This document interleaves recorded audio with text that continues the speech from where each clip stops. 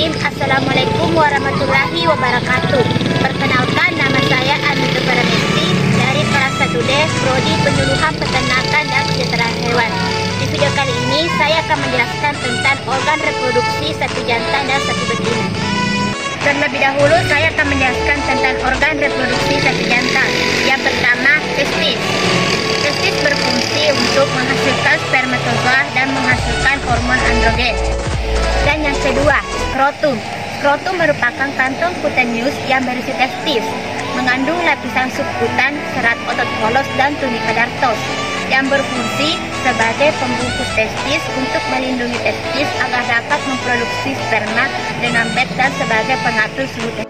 Yang ketiga, epididymis merupakan tempat pematangan spermatozoa sebelum pada akhirnya dikeluarkan melalui ejakulasi, yang berfungsi sebagai transport atau saluran untuk pemasakan spermatozoa. Dan yang keempat, penis merupakan organ populasi yang dapat dibagi menjadi 3 bagian umum, yaitu glans, bagian utama atau korpus, dan tunika atau akar, yaitu bagian yang menempel pada lengkung isial pelvis, berfungsi sebagai tempat keluarnya urin dan sperma. Dan yang kelima, sigmoid. Sigmoid memiliki lekukan yang berbentuk S atau flexura sigmoid yang memungkinkan penyimpanan penis saat tidak digunakan. Sigmoid berfungsi sebagai menarik penis pada saat birahi dan pada saat setelah kawin alam. Selanjutnya saya akan menjelaskan tentang organ reproduksi sapi betina. Yang pertama, vulva. Vulva merupakan bagian genitalia eksterna pada betina, terdiri dari labia kanan dan kiri, yang bertemu di garis tengah dorsal dan ventral di masing-masing dorsal dan ventral korisura, sebagai sistem reproduksi dan sebagai sistem urinasi. Dan yang kedua, vagina.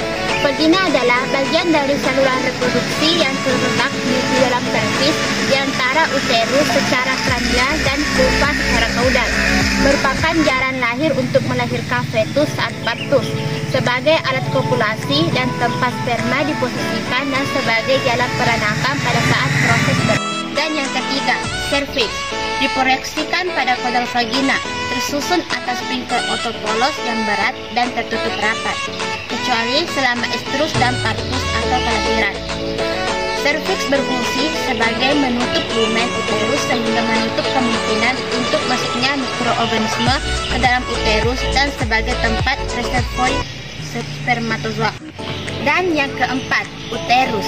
Uterus tersusun atas 2 tanduk uteri atau kornoa, korpus dan serviks atau leher, berfungsi sebagai tempat menyimpan dan memelihara embrio atau fetus. Dan yang kelima, tuba falopik atau ovidat.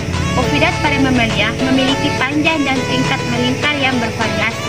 Ovidat dapat dibagi menjadi 4 segmen. Yang pertama, fungsional, antara lain pinggiran seperti fimbria abdomina berbentuk corong membuka di dekat ovarium.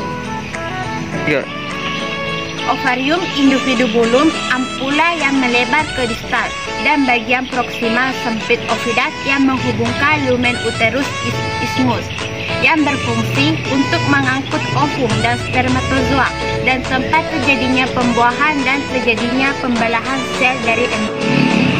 Dan yang terakhir, ovarium merupakan organ utama reproduksi pada betina dan berada dalam rongga abdominal.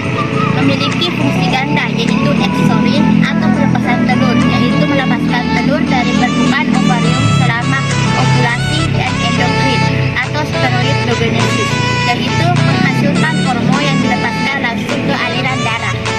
Ovarium berfungsi sebagai untuk memproduksi ovum, penghasil hormon estrogen, progesteron, dan insulin.